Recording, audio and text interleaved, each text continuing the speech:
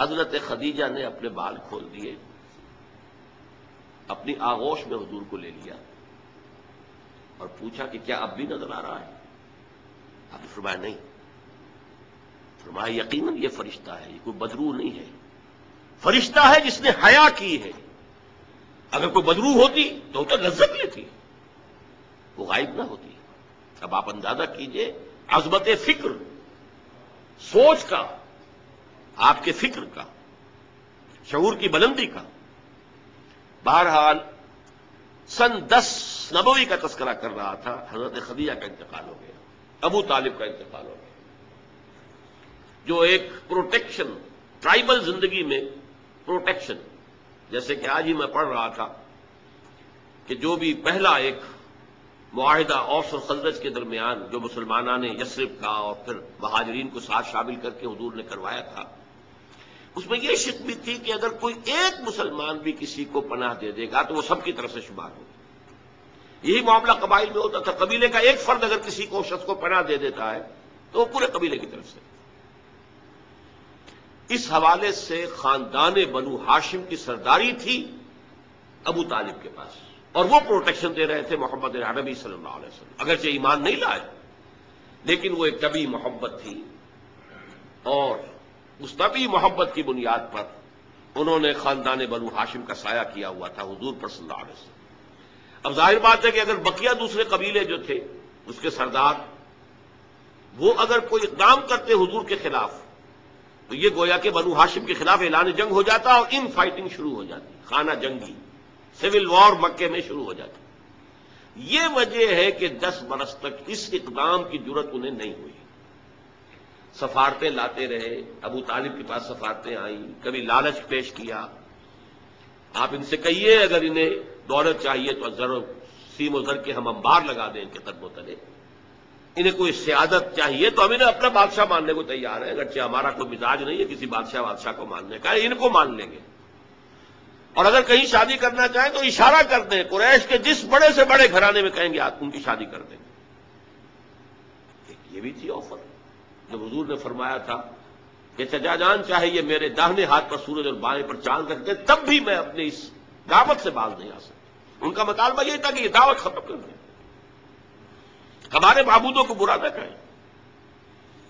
جس کے ضمن میں پھر آخری جبکہ ابو طالب بستر مرگ پر تھے اس وقت جو آخری سفارت آئی اور انہوں نے آخری چیلنج کیا کہ ابو طالب اب بھی اگر تم باز نہیں آتے تو پھر ٹھیک ہے، ہمارا الٹیمیٹم ہے، آؤ میدان میں مقابلہ کر لو یا روک لو اپنے بھتیجے کو۔ اس پر جب ابو طالب نے بلایا ہے اور حضور سے کہا ہے کہ بھتیجے مجھ پر اتنا بوجھ نہ ڈالو جو میں برداشت نہ کر سکوں۔ ظاہر بات ہے اکیلا خاندان بنی ہاشم، پورے قبیلہ قریش کا مقابلہ، پھر خود جو ہے نہایت ضعیف، بوڑھے اور بستر مرگ پر ہیں تقریباً، بھتیجے مجھ پر اتنا بوجھ نہ ڈالو جسے میں برداشت نہ کر سکوں۔ اس پر حضور کی آنکھوں میں آنسو آئے کہ ایک ہی مرئی سہارا دنیا میں ویزیبل اسباب عالم کے اعتبار سے ایک پروٹیکشن، ایک سہارا، ایک مدد کی شکل تھی، آج وہ بھی جا رہی ہے، ختم ہو گئی۔ کہا آپ نے یہ کہ چچا جان اب تو یا تو یہ بات پوری ہو کر رہے گی اور یا میں اپنے آپ کو اسی میں ہلاک کر دوں گا، میرے لیے کوئی ریٹریٹ کا کوئی امکان نہیں ہے، کوئی واپسی کا کوئی امکان نہیں ہے، پسپائی کا کوئی امکان نہیں۔ بہرحال میں نے یہ سارا پس منظر بتایا ہے عام الحزن، اور یہ ابو طالب کا بھی انتقال ہو گیا، وہ پروٹیکشن ختم ہو گئی، بلکہ اب بنو ہاشم کا سردار ابو لہب ہے جو خود دشمن ہے انتہائی، یوں سمجھیے کہ زہریلا دشمن، جس نے اس وقت کہہ دیا تھا تبا لکا لہذا جماعتنا، جس نے اپنے دونوں بیٹوں سے حضور کی دونوں صاحبزادیوں کو طلاق دلوائی۔ طلاق وہی مانا وہاں تو در حقیقت نسبت کا ہو جانا ہی ایک طرح کا نکاح ہوتا تھا، وہ نکاح باقاعدہ ہو جائے گا لیکن نسبت ہو گئی، منسوب ہو گئی، تو گویا کہ ایک رشتہ قائم ہو گیا۔ دونوں بیٹے تھے ابو لہب کے جن سے حضور کی 2 صاحبزادیوں کا رشتہ تھا، ان دونوں نے آ کر نہایت گستاخانہ انداز میں، توہین آمیز انداز میں آ کر حضور کے سامنے کھڑے ہو کر اور کہا کہ ہم تمہاری بیٹیوں کو طلاق دیتے ہیں۔ یہ سارا صدمہ جھیلے ہیں حضور صلی اللہ علیہ وسلم۔ اب وہ ہے بنو ہاشم کا سردار، کیا نکلے گا نتیجہ؟ پروٹیکشن ختم، اب تو جو بھی چاہیں گے وہ دارالندوا میں فیصلہ کریں گے۔ لہذا آپ گئے طائف کی طرف۔ یہ حضور کی مکی زندگی کا اہم ترین واقعہ ہے۔ حالانکہ اس سے پہلے 3 برس کا آپ کا شیب بنی ہاشم کے اندر جو گھیراؤ رہا اور مقاطعہ رہا اور بائیکاٹ رہا، کھانے پینے کی چیزیں جو ہے روکی گئیں، بدترین قسم کی فاقہ جو ہے کشی کرنی پڑی پورے خاندان بنی ہاشم کو۔ حالانکہ وہ سب کے سب ایمان تو نہیں لائے تھے، لیکن اس جرم کی پاداش میں کہ بنو ہاشم محمد کا ساتھ نہیں چھوڑ رہے، لہذا اس پورے خاندان کو جو ہے اس کے ساتھ بائیکاٹ ہوگا، اور بائیکاٹ کے نتیجے میں بنو ہاشم کا پورا خاندان شیب بنی ہاشم میں، اور جس کو شیب ابی طالب بھی کہتے ہیں، 3 برس تک محصور رہا۔ کوئی چیز کھانے کے لیے نہیں۔ کوئی اللہ کا بندہ حکیم ابن حزام جیسی شخصیتیں، بنیادی طور پر نیک شخصیت، وہ کہیں پہاڑ کی چوٹی پر چڑھ کر نیچے اتر کر، ورنہ جو وادی ہے اس کے دونوں سروں کے اوپر پہرے ہیں، کوئی جا ہی نہیں سکتا اندر۔ اب پہاڑ کراس کرے اتر کے کوئی شہد دے آئے، اس لیے کہ وہ بہت قریبی عزیز تھے حضرت خدیجہ کے رضی اللہ تعالیٰ عنہ، تو اپنی رشتہ داری کا بھی وہ کچھ لاج رکھتے تھے، کبھی لے آئے تو لے آئے۔ ورنہ وہ وقت بھی آیا ہے کہ بنو ہاشم کے پھول جیسے بچے بلک رہے ہیں، کھانے کو کچھ نہیں ہے، کچھ نہیں ہے سوائے اس کے کہ سوکھے چمڑے ابال کر ان کا پانی ان کے حلق میں ٹپکا دیا جاؤ، کچھ نہیں۔ لیکن اس کو بھی میں سخت ترین نہیں کہتا۔ حضور صلی اللہ علیہ وسلم کے لیے ذاتی طور پر جو سخت ترین مرحلہ آیا ہے وہ یوم طائف کا، جس کی ایک گواہی حضور کے اپنے قول میں ہے کہ حضرت عائشہ نے ایک مرتبہ پوچھا رضی اللہ تعالی عنہا کہ کیا آپ پر یوم احد سے بھی زیادہ کوئی سخت دن گزرا ہے؟ ان کے ہوش میں ظاہر بات ہے یوم احد حضور مجروح ہوئے، زخمی ہوئے، دندان مبارک شہید ہوئے، خون کا فوارہ چھوٹا، آپ پر بے ہوشی طاری ہوئی، آپ کی زبان مبارک سے ایک بددعا بھی نکل گئی، کیف یہدی اللہ قوما خضبوا وجہ نبیہم بالدم، اللہ اس قوم کو کیسے ہدایت دے گا جس نے اپنے نبی کے چہرے کو خون سے رنگین بنا دیا، خون سے رنگ دیا۔ پھر یہ کہ 70 صحابہ جو ہے شہید ہوئے، جن میں حضرت حمزہ جیسے بھی ہیں، آپ کے چچا بھی ہیں، آپ کے خالہ داد بھائی بھی ہیں، آپ کے دور شریک بھائی بھی ہیں، ساتھ کے کھیلے ہوئے ہمجولی بھی ہیں، اسد اللہ ہے، اسد الرسول ہی بھی ہے، اور ان کی لاش آئی ہے کہ ناک کٹی ہوئی، کان کٹے ہوئے، اور پیٹ چاک کر کے کلیجہ چبایا ہوا ہے۔ تو سخت ترین دن حضرت عائشہ کے نزدیک یوم احد تھا۔ حضور نے فرمایا نہیں، مجھ پر سخت ترین دن یوم طائف تھا۔ آپ مکے سے مایوس ہو کر طائف گئے ہیں، اور نوٹ کیجئے یہ واحد موقع ہے جہاں نظر آتا ہے کہ حضرت ابو بکر بھی حضور کے ساتھ نہیں ہے، ورنہ سائے کی طرح ساتھ رہنے والی شخصیت۔ صرف ایک ہے ساتھ، زید ابن حارثہ رضی اللہ تعالی عنہ، جو منہ بولے بیٹے بھی قرار دے دیے گئے تھے، لیکن یہ کہ تھے تو غلام، آزاد کردہ غلام، مولا تھے حضور کے، وہ ساتھ ہیں صرف۔ آپ نے عام راستہ اختیار نہیں کیا جو کہ آسان راستہ ہے، سیل کا راستہ اب بھی ہے۔ طائف کے 2 راستے ہیں، مکے سے طائف جائے 2 راستے ہیں، ایک طریق السیل کہلاتا ہے، ایک طریق الجبل کہلاتا ہے۔ پہاڑی راستہ جو ہے انتہائی دشوار گزار، انتہائی، آج بھی آپ جب جائیں وہاں پر تو معلوم ہوتا ہے کیسے ان لوگوں نے سڑک بنائی ہے، یہ نہایت دشوار گزار، لیکن اب تو بہرحال وہ بہت عمدہ سڑک بنی ہوئی ہے۔ حضور کے زمانے میں سڑک کہاں تھی؟ کس سختی کو جھیل کر اس طریق الجبل کو آپ نے اختیار کیا، اس لیے کہ عام طرف کا راستہ جہاں تھا وہاں تو خطرہ تھا کہ فوراً حملہ ہو جائے، کیونکہ غالباً دارالندوا میں یہ فیصلہ ہو چکا کہ اب قتل کر دو محمد کو، ختم ہوا، ابو طالب گیا، اب کوئی ہمیں اندیشہ نہیں ہے کہ کوئی ان فائٹنگ ہو جائے گی، کوئی جو ہے سول وار ہو جائے گی قریش میں۔ لہذا اس لیے آپ ایوائڈ کر رہے ہیں اس راستے کو جس پر عام درست عام ہے۔ وہ دشوار گزار راستے سے ہو کر طائف پہنچے، وہاں کے 3 سرداروں کے پاس جا کر اپنی دعوت پیش کی ہے، اس امید میں کہ اگر ان میں سے کوئی ایک بھی دعوت قبول کر لے، مجھ پر ایمان لے آئے، تو میں یہاں منتقل ہو جاؤں، یہ میرا دارالہجرت بن جائے۔ حکمت خداوندی میں، مشیت ازدی میں یہ معاملہ جو ہے، یہ شرف پہلے سے طے تھا یثرب کے لیے، لیکن حضور کی اپنی غور و فکر، سوچ بچار، اس کے حوالے سے آپ طائف پہنچے۔ تینوں نے جو جواب دیے ہیں کلیجے سے پار ہونے والے جوابات۔ ایک جگہ فوراً روانہ ہو جاؤ یہاں سے، اس لیے کہ ہو سکتا ہے تم سچے ہو، واقعی رسول ہو، تو میں نے کوئی توہین کر دی تو میں مارا جاؤں گا، اور ہو سکتا ہے تم جھوٹے ہو تو جھوٹے کو میں منہ لگانا نہیں چاہتا، لہٰذا روانہ ہی ہو جاؤ۔ ایک جگہ تمہارے سوا کوئی نہیں ملا تھا اللہ کو رسول بنانے کے لیے. یہ جو قرآن مجید میں بھی آیت کوٹ ہوئی ہے، من قریتین عظیم، یہ جو کوئی رجل ہوتا، کوئی شخص جو ان دو بستیوں میں بڑی عظمت والا ہوتا، دولت والا ہوتا، ولید ابن مغیرہ کی طرح اس کی جائیداد مکے میں بھی ہوتی، مدینے اور طائف میں بھی ہوتی، تو ایسا شخص نہیں ملا تھا اللہ کو کوئی نبی بنانے کے.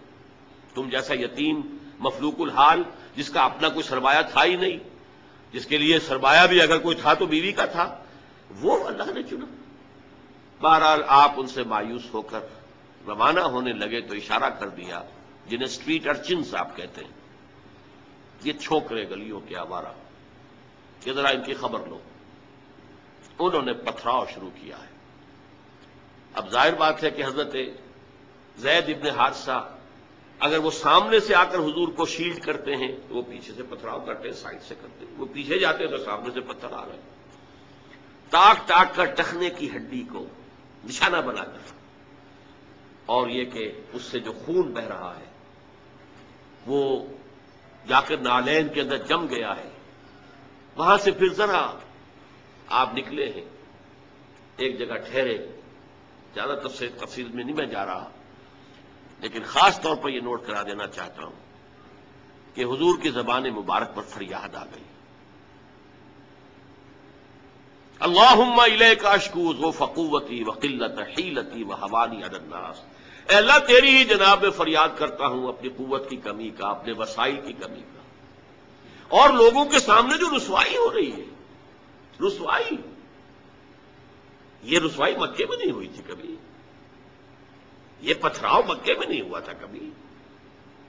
اللہم الیک اشکو ضعف قوتی وقلت حیلتی وہوانی علی الناس الی من تکلنی. اے اللہ مجھے کس کے حوالے کر دیا ہے؟ الی بعید یتجہمنی اور الی عدو ملکت امری. کیا وہ دور دراز کے لوگ جن کا مجھ سے کوئی تعلق ہی نہیں ہے، ان کو مجھ پر حملہ کرنے کے لیے کھلی چھوٹ دے دی، اور کیا دشمن کے حوالے مجھے کر دیا کہ جو چاہے کر گزری. یہ فریاد ہے. لیکن اس کے بعد وہ مقام عبدیت غالب آتی ہے. یہ جو دو نسبتیں ہیں محمد رسول اللہ کی، عبدہ و رسول، مقام عبدیت کا تقاضا کچھ اور ہے. سر تسلیم خم، کوئی شکوہ شکایت زبان پر نہ آئے. فرماتے ہیں ان لم یکن علی غضبک فلا ابالی. اے اللہ اگر تو ناراض نہیں ہے تو پھر مجھے کوئی پرواہ نہیں. سر تسلیم خم ہے جو مزاج یار میں آئے. اندیشہ تو یہ ہوا کہ کہیں تو ناراض نہ ہو گیا ہو. جیسے ابتدا میں چند دن کے لیے وحی کی آمد کا سلسلہ رکا تھا تو اندیشہ ہو گیا تھا کہ کہیں اللہ ناراض تو نہیں ہو گیا کہ وحی کا سلسلہ بند ہو گیا، جس پر وہ آیات نازل ہوئیں، وَالضُّحَىٰ وَاللَّيْلِ إِذَا سَجَىٰ مَا وَدَّعَكَ رَبُّكَ وَمَا قَلَىٰ وَلَلْآخِرَةُ خَيْرٌ لَكَ مِنَ الْأُولَىٰ. اسی کو کہتے ہیں فارسی میں کہ عشق است و ہزار بدگمانی. جہاں عشق کا اور محبت کا معاملہ ہوتا ہے تو بڑی جلدی بدگمانی پیدا ہو جاتی ہے. کہیں کوئی ناراض تو نہیں ہو گیا کسی وجہ سے، میری کوئی بات جو ہے کھل تو نہیں گئی کسی چیز سے، کوئی ایسی تو نہیں کہ ناگواری محسوس ہوئی ہو. تو ان لم یکن علی غضبک فلا ابالی. اگر غضب نہیں ہے تیرا، ناراض نہیں ہے تو پھر مجھے کوئی پرواہ نہیں. اعوذ بنور وجهک الذی اشرقت له الظلمات. میں تیرے چہرے انور کی اس ضیاء اور نور کی پناہ میں آتا ہوں کہ جس سے تمام اندھیارے جو ہیں وہ دور ہو جاتے ہیں. بہرحال وہاں سے جب واپس آئے ہیں تو نوٹ کیجئے ٹرننگ پوائنٹ ہے یہ، اس لیے کہ یوم طائف ایک اعتبار سے کلائمیکس ہے. ذاتی اعتبار سے محمد الرسول اللہ صلی اللہ علیہ وسلم پر ابتلاء اور آزمائش اور امتحان اور سختی کا نقطۂ عروج، کلائمیکس. اور اسے مولانا منگادر حسن گیلانی رحمۃ اللہ علیہ نے اپنی تصنیف النبی الخاتم میں ٹرننگ پوائنٹ قرار دیا. اس کے بعد سے اللہ تعالیٰ کی طرف سے خصوصی پروٹیکشن، اللہ تعالیٰ کی طرف سے خصوصی حفاظت جو ہے حضور صلی اللہ علیہ وسلم کو حاصل ہوئی. لیکن یہ کہ فوری طور پر طائف سے واپسی کے بعد معاملہ یہ ہوا ہے. عالم اسباب میں حضور کا معاملہ یہ تھا کہ آپ داخل نہیں ہو سکتے مکے میں. کیا کریں؟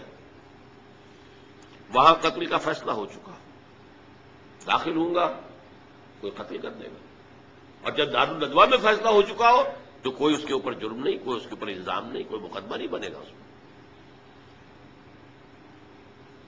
طائف گیا تھا، خالی ہاتھ لوٹ رہا ہوں۔ عالم اسباب، اب نوٹ کیجئے جو نقطہ میں واضح کرنا چاہتا ہوں کہ حضور کی ساری جد و جہد عالم اسباب میں قدم بقدم زمین پر چل کر ہوئی ہے۔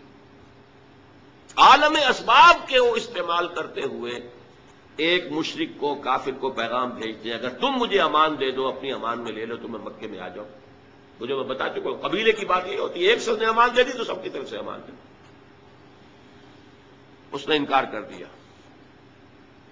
پھر زید ابن حارثہ کو دوسرے کے پاس بھیجا، اس نے بھی انکار کر دیا۔ تیسرا شخص وہ شریف النفس تھا، مطعم بن عدی، اس کے پاس جب پیغام پہنچا اس نے کہا ٹھیک ہے آپ میری امان میں آ جائیے۔ آپ نے فرمایا یوں نہیں، آؤ اور لے کر جاؤ۔ اس کی وجہ کیا ہے کہ میں اگر ایسے ہی مکے میں داخل ہو جاؤں، فوراً مجھ پر حملہ کر کے ختم کر دیں تو لوگ تو کہیں گے ہمیں کیا پتا تھا کہ مطعم بن عدی نے امان دی ہے، وی ڈڈنٹ نو اٹ۔ لہذا آؤ اور لے کر جاؤ۔ اس درجے اسباب جو ہے دنیاوی، یہ عالم اسباب ہے، اور یہاں جو جد و جہد کرنی ہے اس عالم اسباب کے اندر رہتے ہوئے کرنی ہے، ان اسباب کو بروئے کار لا کر کرنی ہے، انہیں استعمال کر کے کرنی ہے۔ لہذا آپ نے ایک مشرک کافر کی امان لینی قبول کی، اور پھر وہ مطعم بن عدی آیا ہے ہتھیار سجا کر، 6 بیٹے ساتھ لے کر، 6 بیٹے ہتھیاروں سمیت، اور کہتا ہوا میں نے محمد کو امان دی ہے، آج سے محمد میری امان میں، تب مکے میں داخل۔ یہی وجہ ہے کہ حضور کو اتنا پاس تھا اس کے اس احسان کا۔ غزوہ بدر میں جب 70 قیدی قریش کے حضور کے ہاتھ میں تھے، اسیران بدر، حضور نے فرمایا تھا کہ اگر آج مطعم بن عدی زندہ ہوتا اور وہ سفارش کرتا تو میں ان 70 کے 70 کو چھوڑ دیتا بغیر کسی فدیے کے۔ لیکن یہ کہ مطعم بن عدی کا اس دوران انتقال ہو چکا تھا، وہ اسی حالت کفر و شرک کے اندر بڑھ گیا۔ میں نے کچھ جھلکیاں آپ کو دکھائی ہیں۔ یہ 10 برس ہیں، حضور کا جو انقلابی جد و جہد کا عرصہ ہے وہ 20 برس کا ہے۔ عرب میں انقلاب کی تکمیل جو ہے سن 8 ہجری میں ہو گئی، مکہ فتح ہو گیا، طائف فتح ہو گیا، حنین میں فتح حاصل ہو چکی، عرب میں انقلاب ہو گیا۔ لہذا 12 برس مکے کے اور 8 برس مدینے کے شامل کر لیجئے، 20 برس۔ ان 20 کو 2 حصوں میں تقسیم کیجئے، 10 سال ادھر 10 سال ادھر۔ پہلے 10 سال کا حاصل یہ ہے جو میں نے آپ کے سامنے رکھ دیا کہ کل 125 یا 150 افراد ایمان لائے۔ آپ کی یہ حیثیت نہیں تھی کہ آپ مکے میں اپنے بل پر ان ہز اون رائٹ آپ قیام کر سکیں، لہذا آپ نے ایک کافر اور مشرک کی امان لی۔ یہ ہے 10 برس کی محنت شاقہ کا حاصل۔ اگلے 10 برس میں وہ انقلاب جس تیزی کے ساتھ مکمل ہوا ہے، اسی سال جبکہ طائف سے واپس آئے، حج کے ایام میں آپ پھر رہے ہیں مختلف وادیوں میں جہاں حاجی ٹھہرے ہوئے ہیں، یثرب کے 6 حاجی آپ کو مل گئے، ان کے سامنے آپ نے اپنی دعوت رکھی۔ وہ خزرج کے قبیلے سے تھے۔ مدینے میں یہودی چونکہ یہ کہا کرتے تھے کہ نبی آخری زمان کا ظہور ہونے والا ہے، ان قریب جو ہے آخری نبی کا ظہور ہوگا، اور جب ان کے جھگڑے ہوتے تھے اوس اور خزرج سے یہودیوں کے، اور مار کھاتے تھے ان سے، جیسے بنیے اگر ان کا کوئی جھگڑا ہو جاتا تھا گاؤں میں تو ظاہر بات ہے مار تو ان کا مقدر تھی، ایسے ہی وہ مار کھاتے تھے، لیکن کہتے تھے کہ ابھی تو تم ہمیں دبا لیتے ہو، لیکن دیکھو نبی آخر الزمان کے ظہور کا وقت قریب ہے، جب ہم ان کے ساتھ ہو کر تم سے لڑیں گے تو تم ہمیں شکست نہیں دے سکو گے۔ یہ کانوں میں ان کے باتیں پڑی ہوئی تھیں۔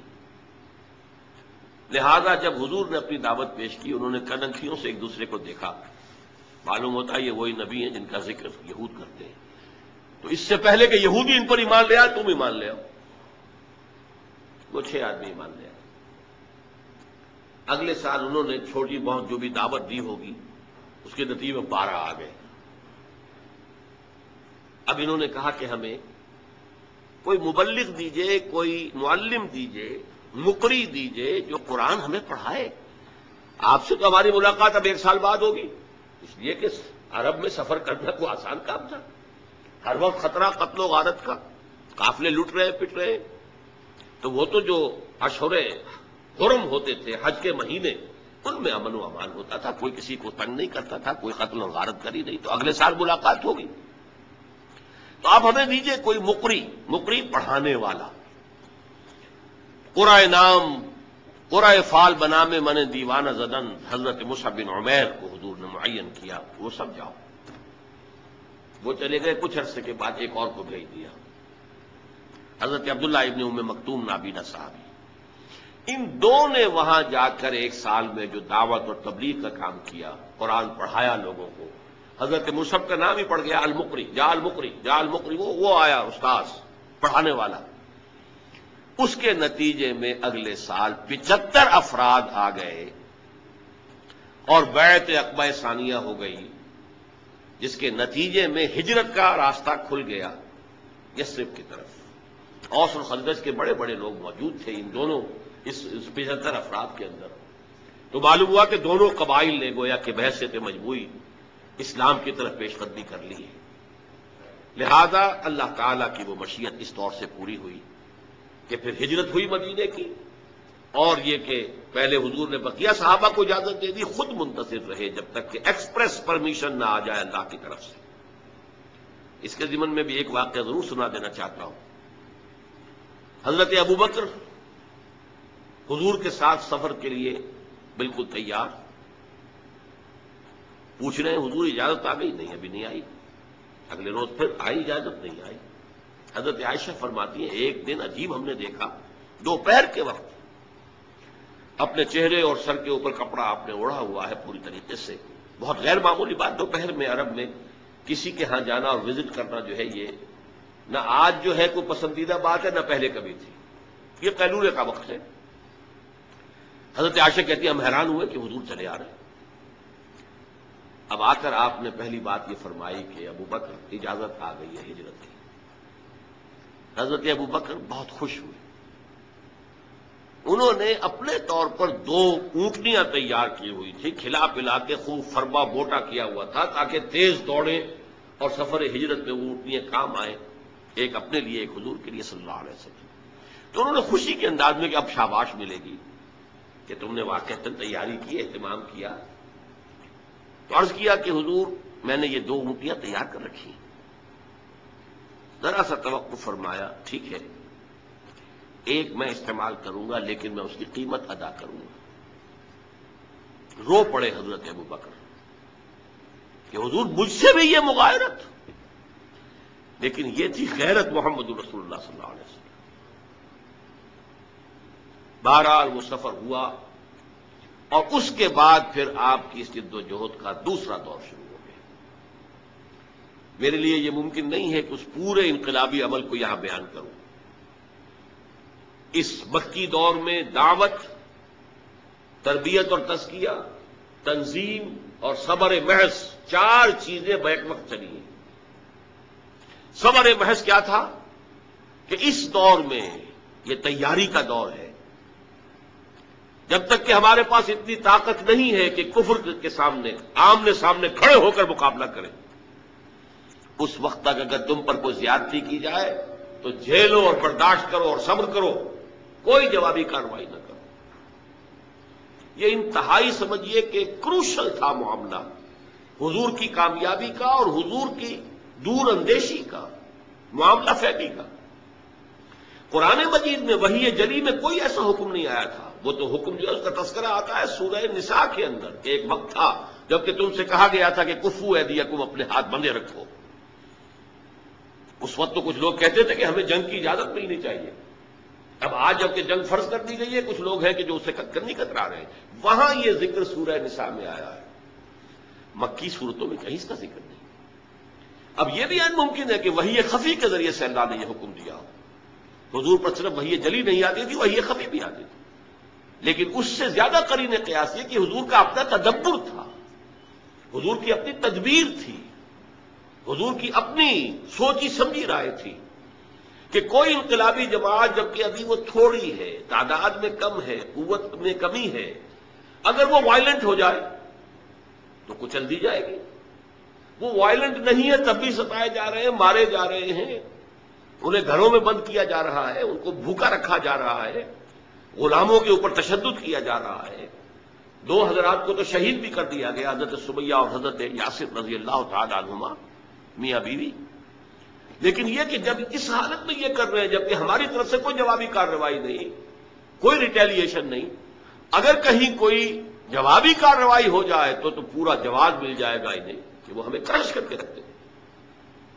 یہ انتہائی حکیمانہ فعل ہے، انتہائی مدبرانہ انداز.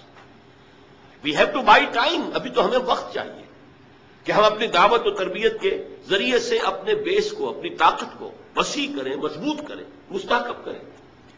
جس کو علامہ اقبال نے کہا ہے کہ با نشہ درویشی در ساز و دمادم زن، درویشی کا انداز اختیار کرو، اس سے موافقت اختیار کر لو اور پھر اس پر لگے رہو لگے رہو لگے رہو، کوشش کرتے رہو. آخر دعوت و تبلیغ بھی تو درویشی ہوتی ہے. پھر یہ کہ درویش کو اگر آپ نے تھپڑ مار دیا تو وہ جواب میں آپ کو تھپڑ نہیں مارے گا، یہی درویشی ہے. بدھ مت کے بھکشو ہیں، ظاہر بات ہے کہ ان کے آپ کے خلاف اقدام بھی کریں گے، وہ جوابی کارروائی نہیں کریں گے. تو دعوت و تبلیغ، تربیت و تزکیہ، تنظیم اور صبر محض، no retaliation, no raising of hands even in self defence, چاہے تمہارے ٹکڑے اڑا دیں. حضرت خباب بن الارض سے کہا گیا اتارو کرتا، اتار دیا. دیکھتے ہوئے انگارے زمین میں بچھا رکھے پہلے ان کی نگاہوں کے سامنے، لیٹ جاؤ، لیٹ گئے. حکم ہے محمد عربی کا صلی اللہ علیہ وسلم. ورنہ ایک آدمی ڈیسپریٹ ہو جائے کہ یہ تو مجھے زندہ کے کباب بنانے چلے ہیں، اور وہ کوئی اقدام کرے تو 2-4 کو مار کر تو مرے گا نا. ڈیسپریٹ آدمی. بلی کو بھی اگر آپ کارنر کر لیں اور اسے محسوس ہو کہ اب اس نے میرے لیے کوئی راستہ نہیں چھوڑا ہے بھاگنے کا، وہ آپ پر حملہ آور ہو جائے گی. بلی تو ایک انسان، اسے یہ معلوم ہو جائے کہ یہ تو مجھے بھوننے لگے زندہ کو، تو وہ اگر کوئی کارروائی کرے گا تو 1-2 کو تو مار کر مرے گا نا. لیکن نہیں، اجازت نہیں. تو یہ جو 12 برس ہیں مکے کے، یہ دعوت و تبلیغ، تربیت و تزکیہ، تنظیم، جس کا کلائمیکس ہے بیعت عقبہ ثانیہ، جس میں کہ حضور نے عہد لیا، بایعنا رسول اللہ صلی اللہ علیہ وسلم علی السمع والطاعۃ فی العسر والیسر والمنشط والمکرہ وعلی عثرۃ علینا وعلی لا ننازل امر اہلہ وعلی ان نقول بالحق اینما کنا لا نخاف فی اللہ لومۃ لائم. ہم نے بیعت کی تھی اللہ کے رسول سے کہ آپ کا ہر حکم سنیں گے اور مانیں گے، اطاعت کریں گے، خواہ مشکل ہو خواہ آسان ہو، خواہ طبیعتیں آمادہ ہو خواہ ہمیں اپنی طبیعتوں پر جبر کرنا پڑے، خواہ آپ دوسروں کو ہم پر ترجیح دے دیں، اور جنہیں بھی آپ امیر بنائیں گے، ذمہ دار بنائیں گے، ان سے بھی جھگڑیں گے نہیں، ان سے تعاون کریں گے، اور جہاں بھی کہیں ہوں گے حق بات اور صحیح مشورہ ضرور پیش کر دیں گے. یہ بیعت تھی، اس کی بنیاد پر ایک عظیم تنظیم وجود میں آئی. اور یہ صبر محض، یہ 4 مراحل تھے اس امر کے، اس انقلابی جد و جہد کے، جو مکے میں پورے ہو گئے. مدینے میں آ کر اب میں بہت اختصار سے چند باتیں صرف عرض کروں گا، کافی وقت ہو چکا ہے. 6 مہینے آپ نے لیے 3 کاموں کے لیے، جس کو کہیں گے ہم انٹرنل کنسالیڈیشن. مسجد نبوی کی تعمیر جو ایک مرکز بن گیا، اب یہ دارالندوہ بھی ہے، دارالمشاورہ بھی ہے، یہ دارالعبادہ بھی ہے، دارالصلاۃ بھی ہے، یہی دارالتعلیم بھی ہے، یہی دارالتزکیہ بھی ہے، دارالاحسان بھی ہے. خانقاہ کہہ لیں، درسگاہ کہہ لیں، تربیت گاہ کہہ لیں، عبادت گاہ کہہ لیں، حکومت کا مقام کہہ لیں، مشورے کی جگہ کہہ لیں، پارلیمنٹ ہاؤس کہہ لیں، یہ سب مسجد نبوی ہے. ایک مرکز وجود میں آ گیا. نمبر 2، انصار اور مہاجرین کو بھائی بھائی بنانا، تاکہ یہ 2 حصے، ہماری جماعت، اسلامی جماعت کے 2 حصے مربوط ہو جائیں. نمبر 3، یہودیوں کے ساتھ بھی ایک معاہدہ کر کے انہیں جکڑ لینا، جوائنٹ ڈیفنس آف مدینہ، کہ اگر مدینے پر باہر سے حملہ ہوا تو سب مل کر دفاع کریں. یہ تھی آپ کی. اور یہاں میں آپ کو بتا دوں، ٹوائنبی نے ایک بڑا زہر بھرا جملہ کہا تھا حضور کے بارے میں، Muhammad failed as a prophet but succeeded as a statesman. Muhammad نبی کی حیثیت سے تو ناکام ہو گئے، مکے میں جو نقشہ تھا، دعوت ہے، تبلیغ ہے، تربیت ہے، تزکیہ ہے، صبر ہے، یہ تو تھا وہ واقعی جو نبی کام کیا کرتے تھے. وہی جو حضرت عیسیٰ نے 3 سال کیا وہی کام تھا نا یہ. بٹ دیر ہی فیلڈ, ناکام ہو گئے, بھاگے وہاں سے. ان کا کہنا یہ ہے, یہ فلائٹ ٹو مدینہ کہتے ہیں, فرار, مدینے کی طرف فرار. یہ فرار نہیں تھا, یہ جیسے آلٹرنیٹ بیس کی تلاش میں آپ گئے تھے طائف, مشیت ازدی کچھ اور تھی, یہ آلٹرنیٹ بیس تھا جو مدینے کی شکل میں اللہ نے عطا کیا اپنی جد و جہد کو لانچ کرنے کے لیے, اپنے آفینسو کے لیے بیس, وہ مدینہ عطا کیا. تو جو پروفیسر منٹگومری واٹ ہے, جس کو کہ ایک مرتبہ ضیاء الحق صاحب نے یہاں پہ خاص طور پر بلایا تھا, برطانوی پروفیسر ہے, اس نے سیرت النبی پر 2 کتابیں لکھی ہیں, محمد at Mecca, Muhammad at Medina. اور ان دونوں کتابوں کے اندر حضور کی شخصیت کے متضاد پہلوؤں کو نمایاں کیا ہے. مکے والا محمد کچھ اور ہے, مدینے والا اور ہے. مکے والا محمد تو واقعی داعی ہے, مبلغ ہے, مربی ہے, مزکی ہے, درویش ہے, وہ تو واقعی نبیوں والا نقشہ ہے جیسے نبی ہوتے تھے. مدینے والا محمد تو اسٹیٹس مین ہے, سیاستدان ہے, سپہ سالار ہے, یہ تو ہے ہی دوسری شخصیت بالکل. لیکن یہ کہ جو بھی اس نے شرارت کی ہے ان 2 کتابوں کو علیحدہ علیحدہ اور اس کے تضاد کو نمایاں کرنے کے لیے, اس سے قطع نظر محمد المدینہ میں اس نے حضور کے لیے مدح کے, تعریف کے جتنے سپرلیٹوز ہیں سب جمع کر دیے جو انگریزی زبان میں ہو سکتے تھے. آپ کی دور اندیشی, آپ کی معاملہ فہمی, آپ کی ہر نئی صورتحال کے بارے میں صحیح اقدام کی صلاحیت, آپ کی انسان شناسی, انسان کو سمجھ لینا اور ہر انسان سے اس کی سطح پر بات کر سکنا, ہر انسان سے اس کی صلاحیت اور استعداد کے مطابق کام لے لینا, یہ انسان شناسی اگر نہ ہو تو دنیا میں آپ کامیاب نہیں ہو سکتے. موقع شناسی, تدبر, سیاست, آپ کی اسٹیٹس مین شپ, اس کے لیے سارے سپرلیٹوز جتنے بھی ممکن ہیں وہ جمع کر دیے ہیں. اسی لیے دھوکہ کھاتا ہے مسلمان کہ یہ محمد صلی اللہ علیہ وسلم کی تعریف کر رہا ہے, حالانکہ وہ کنٹراسٹ دکھا رہا ہے کہ یہ ہے آپ کے اوصاف بحیثیت سیاستدان اور اسٹیٹس مین کے. بحیثیت نبی تو وہ ناکام ہو گئے, مدینے سے, مکے سے بھاگ کر مدینے میں پناہ لینی پڑی. تو یہ زہر گھولا ہوا اس نے. لیکن میں نے اس لیے بتایا کہ واقعتاً یہ میثاق مدینہ شاہکار تھا محمد رسول اللہ کی معاملہ فہمی, دور اندیشی اور سیاست کو سمجھنے کا. ان تینوں قبیلوں کو جکڑ لیا ہے میثاق مدینہ میں, جوائنٹ ڈیفنس آف مدینہ. یہ دوسری بات ہے, بعد میں وہ ایک ایک کر کے اس سے غداری کے مرتکب ہوتے رہے. لیکن ظاہر بات ہے جب غداری بھی کرتے تھے تو رک رک کر, چھپ چھپ کر, کھلے عام ان کو جو ہے, ظاہر بات ہے کہ معاہدہ کیا ہوا ہے, جکڑے ہوئے اس میں, کھلے عام جو ہے اپنی ان سرگرمیوں کی انہیں ضرورت نہیں ہوئی. در پردہ سازشیں کرتے رہے, مکے والوں کو ابھارا, کسی اور کے لیے کیا, اپنی امداد کا وعدہ کیا, پھر جو بھی خلاف ورزیاں ہوئیں تو ایک ایک کر کے مدینے سے نکالے بھی گئے. بنو قینقاع, پھر بنو نذیر اور پھر بنو قریظہ, تینوں کے تینوں. بہرحال 6 مہینے حضور نے لیے ان 3 کاموں کے لیے. 7ویں مہینے سے آپ نے چھوٹے چھوٹے دستے اب بھیجنے شروع کر دیے مکے کی طرف. چیلنجنگ, اب یہ انداز ہے چیلنج کا. اب یہ ایکٹیو ریزسٹنس, باطل کو چیلنج دینے کا انداز. یہ 8 مہمیں ہیں بدر سے پہلے. بدقسمتی سے سیرت کی کچھ وہ کتابیں جو انگریزی دور میں لکھی گئیں ان میں ان کو پلے ڈاؤن کیا گیا ہے, چھپایا گیا ہے, یہاں تک کہ علامہ شبلی نے بھی ان کو چھپایا ہے. اس کی وجہ کیا ہے کہ اس سے ثابت ہوتا ہے کہ ہجرت کے بعد جنگ کا آغاز محمد کی طرف سے ہوا صلی اللہ علیہ وسلم, قریش مکہ کی طرف سے نہیں ہوا. اور یہ وہ بات تھی کہ جو اس دور میں جب کہ ہمارے اوپر یہ تنقید ہوتی تھی کہ اسلام تو تلوار سے پھیلا ہے اور یہ تو بوئے خون آتی ہے اس قوم کے افسانوں سے, یہ تو خونی لوگ ہیں, جنونی لوگ ہیں, یہ تو آپ دلیل سے بات نہیں کرتے, طاقت سے بات کرتے. یہ چونکہ مسلسل پروپیگنڈا ویسٹ کی طرف سے ہو رہا تھا تو ہمارا انداز ہو گیا تھا اپولوجیٹک. نہیں جناب, حضور نے تو جنگ جو کی دفاعی کی ہے صرف, وہ تو انہوں نے آغاز کر دیا تھا تو آپ نے دفاع کیا. یہ حالانکہ 100% غلط ہے. اس کی وجہ کیا ہے؟ حضور کو اللہ نے بھیجا تھا دین کو غالب کرنے کے لیے. آپ مکے سے مدینے آ کر وہاں کی جو نخلستانوں کی ٹھنڈی چھاؤں میں آرام کرنے تو نہیں آئے تھے صلی اللہ علیہ وسلم. وہ تو تھا اپنی اس جد و جہد کے اگلے مرحلے کو, اس کے آفینسو کو لانچ کرنے کے لیے ایک بیس ہے جو اللہ نے عطا کیا ہے. آپ تو زیادہ سے زیادہ وہ 6 مہینے ویٹ کر سکتے تھے تاکہ وہاں اپنی پوزیشن کو مستحکم کر لیں.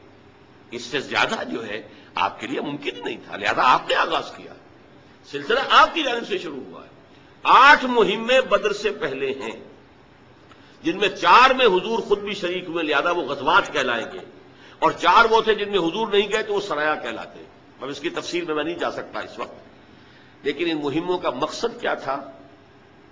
ایک لفظ پہلے استعمال کر چکا ہوں، قریش کو چیلنج کرنا. اب 2 لفظ اور سمجھ لیجئے. اکنامک بلاکیڈ آف مکہ، کیونکہ ان کا سارا جو معاملہ تھا معاش کا، وہ جو تجارتی قافلے جاتے تھے، شمال کی طرف قافلہ جاتا تھا، شام کی طرف وہ بدر سے ہو کر گزرتا تھا. بدر ظاہر بات ہے مکے سے 80 میل کے فاصلے پر ہے، اور مدینے سے اور مکے سے 200 میل کے فاصلے پر ہے. لہذا یہ زد میں تھا مسلمانوں کی. ادھر جو قافلہ جاتا تھا یمن کی طرف، وہ نخلا سے ہو کر گزرتا تھا، حالانکہ وہ تو مدینے سے اور بھی زیادہ دور ہے، مکے سے بھی زیادہ دور، مکے سے جنوب مشرق کی طرف جا رہے ہیں. وہاں بھی آپ نے ایک مہم بھیج دی، نخلا کے اندر بھی مہم بھیج دی. مقصد کیا تھا کہ قریش کو یہ بتا دینا کہ اب تمہاری لائف لائن ہمارے ہاتھ میں ہے. اس کو کہتے ہیں جدید اصطلاح میں economic blockade of Mecca. Number 2 دوسری اصطلاح پولیٹیکل آئسولیشن آف قریش. حضور خود جہاں بھی گئے ان 4 مہموں کے دوران، تو وہاں کے جو علاقائی قبائل تھے ان سے آپ نے معاہدے کر لیے. یا تو وہ پہلے الائی تھے قریش کے، اب ہو گئے حضور کے، یا یہ کہ انہوں نے نیوٹرلٹی کا معاملہ کیا کہ ہم نہ آپ کا ساتھ دیں گے قریش کے خلاف، نہ قریش کی مدد کریں گے آپ کے خلاف. لیکن دونوں کا نتیجہ کیا نکلا؟ Zone of political influence of Quraysh was diminishing and zone of political influence of Muhammad صلی اللہ علیہ وسلم واز انکریزنگ. قرآن مجید میں مکی صورتیں جو درمیانی دور کی ہیں ان میں یہ آیت آپ کو ملتی ہے، نَأْتِي الْأَرْضَ نَنْقُصُهَا مِنْ أَطْرَافِهَا. ہم زمین کو چاروں طرف سے گھیرتے ہوئے لا رہے ہیں مکے کی طرف. مکی دور میں وہ کیا تھا کہ ان قبائل میں بھی اسلام پھیلنا شروع ہو گیا تھا، اور گویا کہ اب مکے کی طرف اسلام جو ہے دوسرے قبائل سے پیش رفت کر رہا تھا. اب اس کی شکل کیا بنی ہے کہ حضور نے جب ان قبائل کے ساتھ معاہدے کر لیے تو پولیٹیکل انفلوئنس جو ہے حضور کا بڑھتا چلا گیا اور قریش کا گھٹتا چلا گیا. اس پر تنگ آمد بجنگ آمد. قریش کا وہ 1000 کا لشکر نکلا ہے، اس کا جو ایکسائٹنگ کازز ہو گئے تھے وہ 2 ہو گئے تھے. ایکسائٹنگ کازز فوری. ایک وہ جو نخلا میں آپ نے گروپ بھیجا تھا اس کی مٹ بھیڑ ہو گئی ایک تجارتی قافلے سے جو قریش کا تھا. ایک مشرک مکے والا مسلمانوں کے ہاتھوں مارا گیا، ایک کو انہوں نے اسیر بنایا لے آئے اور مال تجارت بھی لے آئے. اب شور مچ گیا مکے میں کہ محمد کی یہ جرت کہ اس کے آدمیوں نے ہمارا آدمی مار دیا. یہ پہلا قتل ہے جو ہجرت کے بعد ہوا ہے. کفار کی طرف سے ہجرت کے بعد سے لے کے تاحال کوئی قتل نہیں ہوا. پہلا قتل ہوا ہے مسلمانوں کے ہاتھوں ایک مشرک کا. ثانیاً جب حضور نے پیچھا کیا تھا قریش کے قافلے کا جو ابو سفیان لے کر جا رہا تھا، یا جا رہے تھے کہنا چاہیے کیونکہ بعد میں ایمان لے آئے صحابی ہیں، اس وقت تک وہ کافر تھے، مشرک تھے، تو حضور نے پیچھا کیا تھا لیکن وہ نکل گئے تھے جلدی سے. اب وہ واپس آ رہا تھا قافلے کو لے کر، اسے اندیشہ ہوا اب قافلہ جو ہے وہ تو لدا پھندا ہے، 1000 اونٹ ان کے اوپر مال تجارت لدا ہوا، سمجھیے کروڑوں کا سامان ہے. اس نے SOS کال بھیجی. 2 کام کیا. ابو سفیان نہایت اسٹیٹس مین، نہایت مدبر انسان تھے. ایک طرف قریش کو کال بھیج دی SOS کال کہ مجھے خطرہ ہے محمد سے اور ان کے آدمیوں سے کہ وہ حملہ کریں گے اور ہمیں لوٹ لیں گے، لہذا مدد بھیجو. دوسری طرف راستہ بدل دیا خود، بجائے بدر سے ہو کر گزرنے کے نیچے اسفل منکم جو آیا ہے سورہ انفال میں، وہ نیچے یعنی ساحل کے ساتھ ساتھ ہو کر گزر گئے. لیکن وہاں جو کال پہنچ گئی تھی ادھر سے ابو سفیان کی کال پہنچ گئی، ادھر سے وہ لوگ روتے پیٹتے ہوئے آگے، چیختے چلاتے ہوئے، کپڑے پھاڑتے ہوئے کہ محمد کے آدمیوں نے ہمارا ایک آدمی مار دیا. اس کے نتیجے میں قریش کے جو ہاکس تھے ان کا پلڑا بھاری ہو گیا ڈوز پر.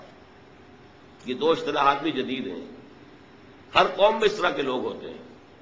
ہمارے ہاں بھی آج یہ صورت موجود ہے. کچھ لوگوں کی رائے یہ ہے کہ ہر سے بعد لڑ جاؤ بھارت کے ساتھ. وہ ہاکس ہیں اس وقت. نتائج کیا ہو سکتے ہیں اس کے بارے میں زیادہ سوچنے کی وہ تکلیف گوارا نہیں کرتے. جوش ہے, خروش ہے, ولولہ ہے.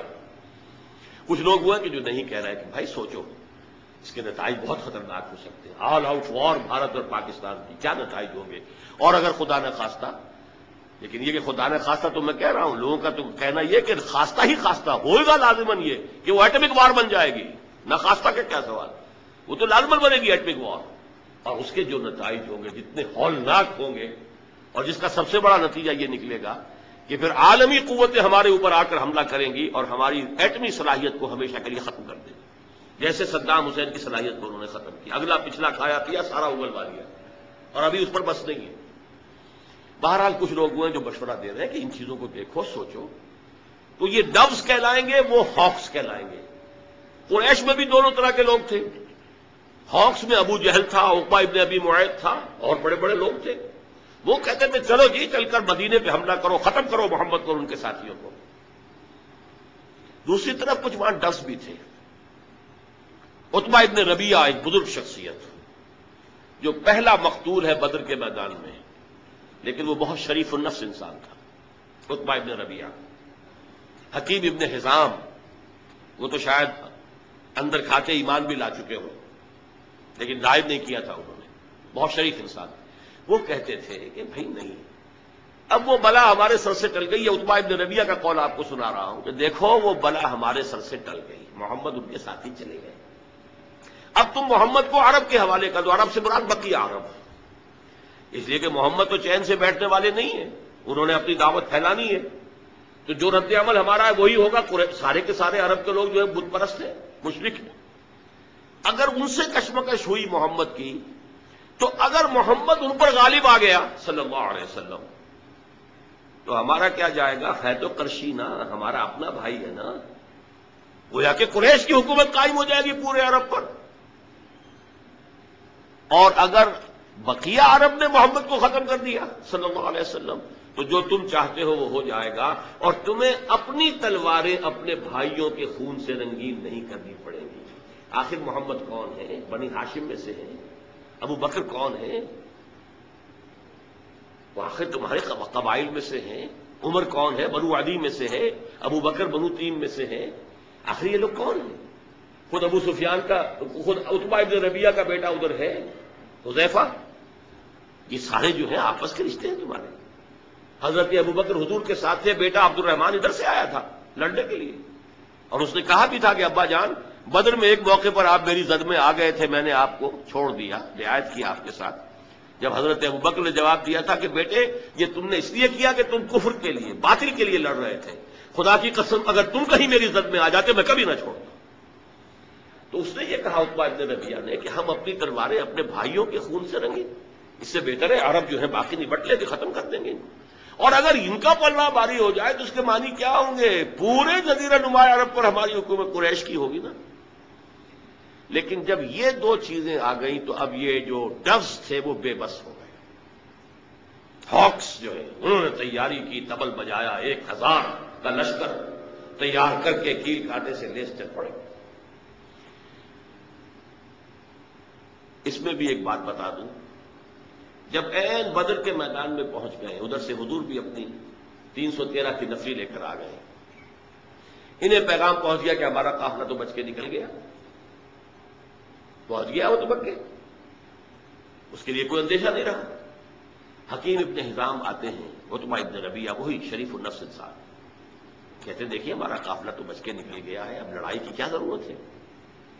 آپ کی حیثیت ایسی ہے کہ آپ اگر چاہیں تو یہ خوریزی رک سکتی ہے. دونوں مل کر آئے. ہاک جو ہاک اعظم تھا سب سے بڑا, ابو جہل اس کے پاس. جب عتبہ نے یہ بات پیش کی اور ساتھ ہی یہ کہا کہ وہ جو ہمارا ایک آدمی قتل ہو گیا تھا محمد کے آدمیوں کے ہاتھوں صلی اللہ علیہ وسلم, اس کی دیت, اس کا خون بہا میں ادا کر دیتا ہوں, باقی یہ کہ ہمارا قافلہ تو بچ کے نکل ہی گیا ہے, تو خام خواہ اس خوریزی سے جو ہے ایوائڈ کریں, واپس چلیں.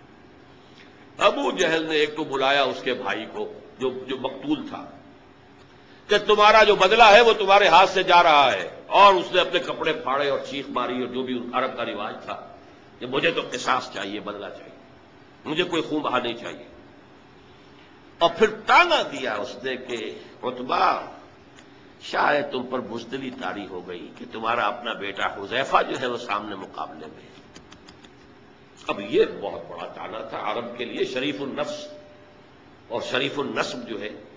اس نے کہا اچھا اب یہ کل معلوم ہوگا کہ کون بزدل ہے اور کون بہادر ہے۔